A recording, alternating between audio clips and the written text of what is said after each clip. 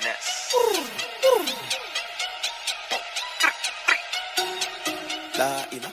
Wallahi wannan abin yana damuna wallahi.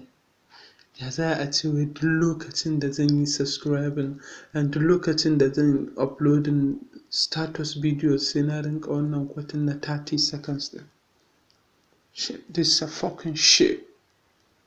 So, kar ku sake wannan abin ya ƙara damun ku nomo. Dan kamar yadda na gaya muku, in dai kuna tare da tashar mu ta Abdul Big Show Channel shine maganin dukkan matsalolinku. So, a yau nake farin cikin gabatar muku da yadda za ku iya tura long video ba tare da ka tsaya kana ta wani kwatin ba. You can upload video irin up to 15 second to 30 second ma. So, but a farko kafin mu tafi zuwa wannan exciting stuff din, in wannan zuwanka ne na farko ko in ce zuwanki ne na farko wannan tashar namu, so ina fatan za ki danna subscribe ko ka danna subscribe domin sanin daidai lokacin da muka sa sabon bidiyo. Kuma ku sani subscribe kyauta ne. Maƙasudin yin subscribe kawai za ka rinƙa samun notify akan duk lokacin da muka yi posting bidiyo za su rinƙa sanar da ku. So, let's dive in. So, a farko za mu tafi Google Play Store, wanda you must definitely have to download. Akwai apps mai suna What's Code Pro. As you can see, gashi nan ma I blur up. Ni na riga na yi installing WhatCodes. So, you must have to go and install it. So, tunda na installing kawai za mu yi opening nashi ne.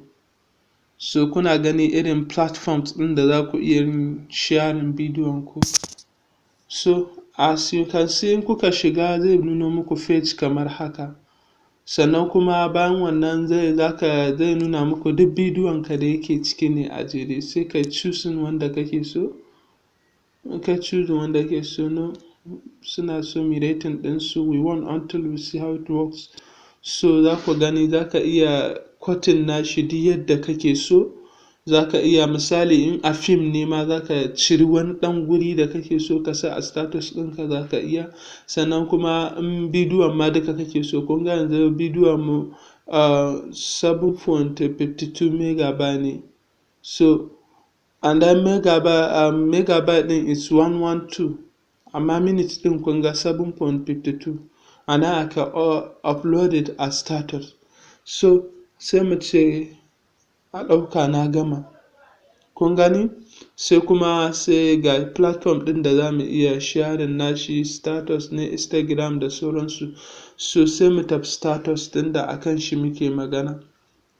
Kin gani? Suka ce relax, you will do the work for you. Once complete, you will be automatically redirected.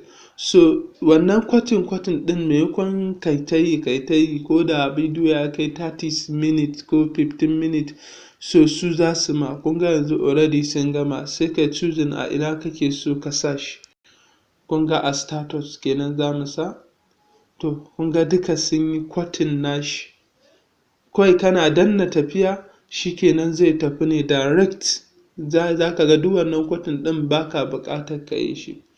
So, ina fatan kun ji daɗin wannan bidiyon, kuma in kun ji daɗin shi za ku ba mu irin like haka, ku yi liking bidiyon, sannan ku sharing ga abokananku. In kuma ba ka yi subscribe na wannan tashar namu ba, za ka yi subscribe domin subscribe kyauta ne. Ba za su yi charging ɗinka ko sisi ba. So, thanks for watching everybody. See you on the next video.